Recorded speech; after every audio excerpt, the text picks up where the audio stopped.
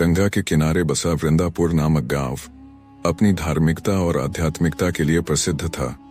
इस गांव में हर सुबह मंदिर की घंटियों की मधुर ध्वनि गूंजती, वेद मंत्रों का उच्चारण होता और श्रद्धालु गंगा में स्नान कर भगवान शिव का जलाभिषेक करने जाते। यहाँ के लोगों का जीवन भक्ति और साधना से जुड़ा था, लेकिन इस पवित्रता के बीच कुछ छिपे हुए अंधेरे भी थे जिन्हें कोई देख नहीं पाता था। इसी गांव में सुमित्रा नाम की एक विधवा महिला रहती थी, जिसकी सुंदरता और सादगी की चर्चा पूरे गांव में होती।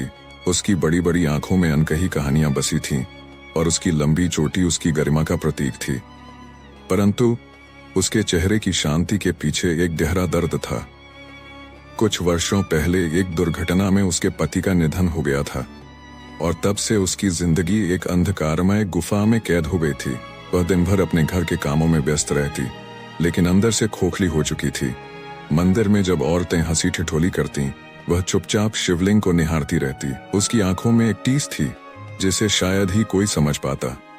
गांव की औरतें कहती, समय के साथ उसका दुख कम हो जाएगा, लेकिन उसकी सूनी आंखें बताती थीं कि कुछ घाव कभी नहीं भरते।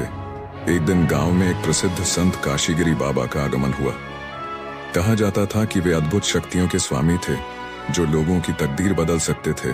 उनकी लंबी जटाएं, तेजस्वी आंखें और गले में लटकती रुद्राक्ष की माला देखते ही लोगों को श्रद्धा से भर देती थी। जब यह खबर फैली कि बाबा अपने प्रवचनों में जीवन और मुक्ति का रहस्य समझाते हैं, तो सुमित्रा को भी एक उम्मीद की किरण दिखी। वह वर्षों से अपने दुख के बोझ से दबी थी। शायद बाबा उसे इस पीड़ा से मुक्त कर सकते थे। अब सुमित्रा प्रतिदिन मंदिर जाती, जहां बाबा प्रवचन देते।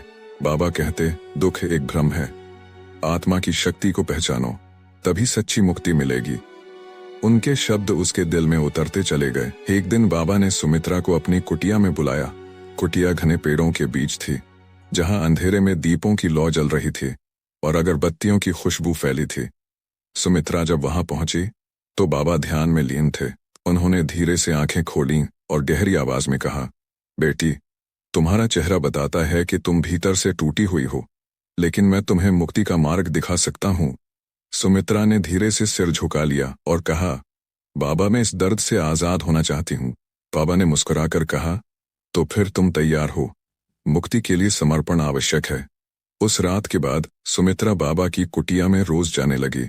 वहां रहस्यमयी मंत्र गूंजते, दीपक की मंद रोशनी में एक अजीब सा आकर्षण होता। बाबा उसे साधना के गूढ़ रहस्यों में ले जाने लगे।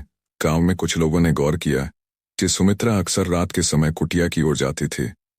पहले तो किसी ने ध्यान नहीं दिया, लेकिन धीरे धीरे यह बात पूरे गांव में फैलने लगी।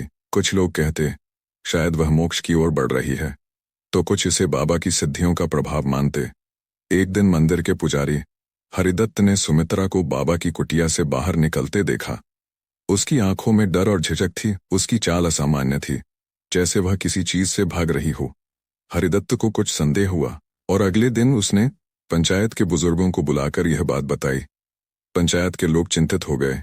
बाबा की कुटिया में रात के अंधेरे में सुमित्रा का जाना गांव के लिए चिंता का विषय बन गया था। पंचायत ने फैसला किया कि बाबा से सीधे सवाल किया जाए। जब गांव के सभी लोग पंचायत में इकट्ठा हुए तो बाबा को बुलाया गया।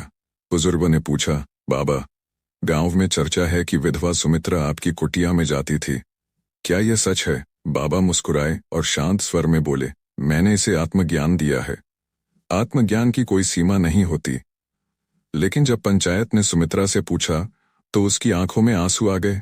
वह कुछ देर चुप रही, फिर कांपती आवाज में बोली, मैंने सोचा था कि मैं मुक्ति के मार्ग पर चल रही हूँ, लेकिन अब मुझे लगने लगा है कि यह सब एक भ्रम था। गांव में सन्नाटा छा गया। अब तक जो लोग बाबा को पूज्य मानते थे, वे भी सशंकित हो उठे। पंचायत ने बाबा को गांव छोड़ने का आदेश दिया। बाबा ने बिना कोई विरोध किए कुटिया खाली कर दी और गांव से चले गए।